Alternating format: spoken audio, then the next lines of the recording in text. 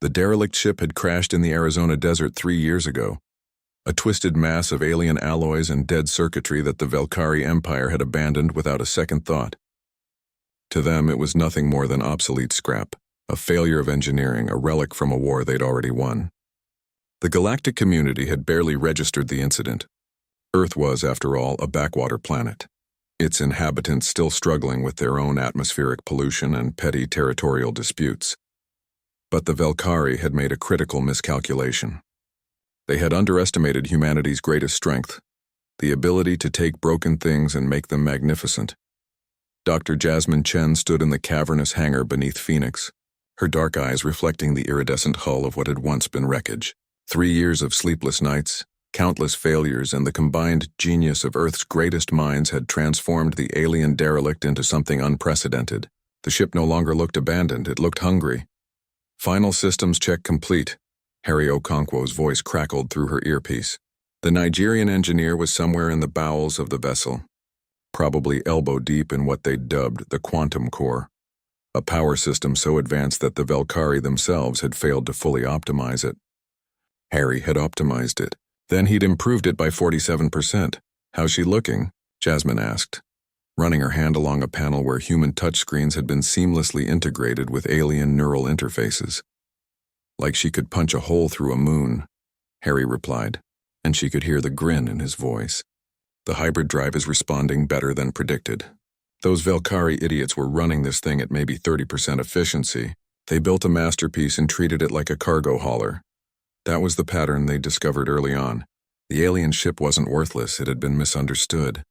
The Velkari had designed it by committee, each system created by different species within their empire, none of them communicating effectively. The result was a vessel with incredible potential but catastrophic implementation. Humans, however, excelled at finding connections where none seemed to exist. They'd taken the fragmented alien systems and woven them into something coherent, something powerful.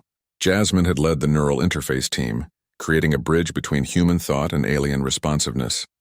Harry had revolutionized the propulsion system by studying Earth's own experimental fusion reactors and applying those principles to alien technology. Together with thousands of other scientists, engineers, and dreamers, they'd accomplished the impossible. The hangar doors began to open, revealing the star-studded darkness above. This was it. The maiden voyage of the Phoenix Rising, humanity's first true starship. Jasmine made her way to the bridge, where Harry was already strapped into the co-pilot's seat. The chair had been modified for human physiology, like everything else on the ship. Where the Velkari had relied purely on automated systems, humans had insisted on manual control. They trusted their instincts, their ability to adapt in real time.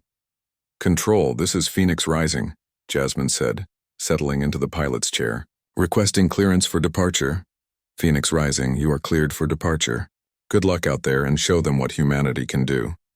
The ship lifted smoothly, far more smoothly than any Velkari pilot had ever managed. The hybrid control system, part AI, part human intuition, responded to Jasmine's thoughts almost before she'd fully formed them.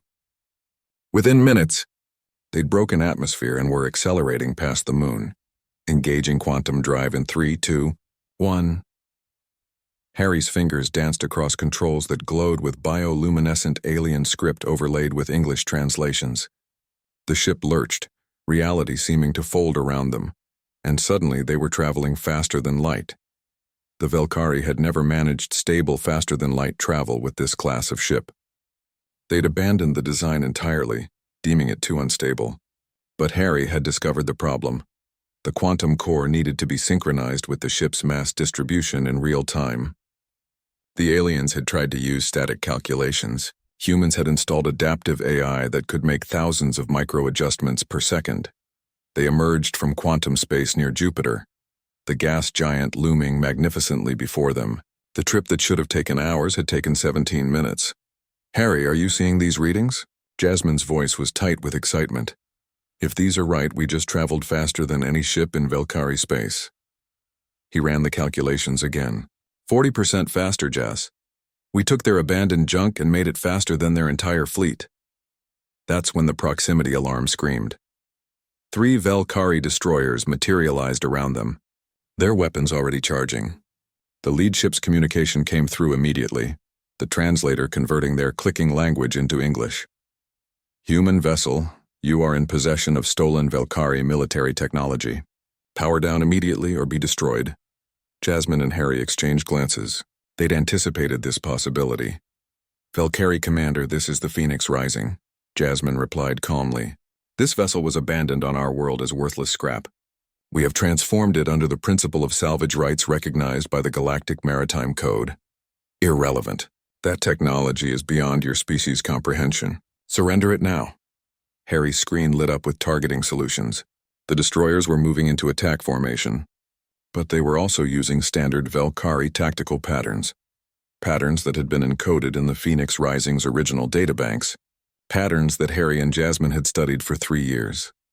Their weapons have a 0.4-second delay between charge and discharge, Harry muttered. And their tactical AI is predictable. Jasmine's hands moved across the controls. Then let's teach them about human unpredictability. What happened next would be discussed in military academies across the galaxy for generations. The Phoenix Rising didn't just evade the destroyers, it danced between them. Jasmine's piloting, enhanced by the neural interface that made the ship an extension of her body, was unlike anything the Velkari had encountered. Harry simultaneously hacked their targeting systems using vulnerabilities he'd discovered in the original code, turning their own weapons against each other. Within 3 minutes, all 3 destroyers were disabled, their crews unharmed but their ships dead in space. Velkari Commander, Jasmine said, her voice steady despite her racing heart. You built a ship and called it worthless. We made it unstoppable. Perhaps you should reconsider what humanity is capable of comprehending. The silence that followed was profound. Then finally, we acknowledge your salvage rights. This engagement will be reported to the Empire. Expect diplomatic contact soon. As the disabled destroyers limped away, Harry let out a breath he didn't know he'd been holding. So we just went from worthless scrap collectors to galactic players in one afternoon. Jasmine smiled, setting course back to Earth. We didn't just make a ship, Harry. We made a statement. Humanity isn't content to stay in the shadows anymore. The Phoenix Rising streaked back toward home, a testament to human ingenuity, determination, and the unshakable belief that nothing was ever truly worthless. It just needed the right hands to unlock its potential, and the galaxy would never underestimate humanity again.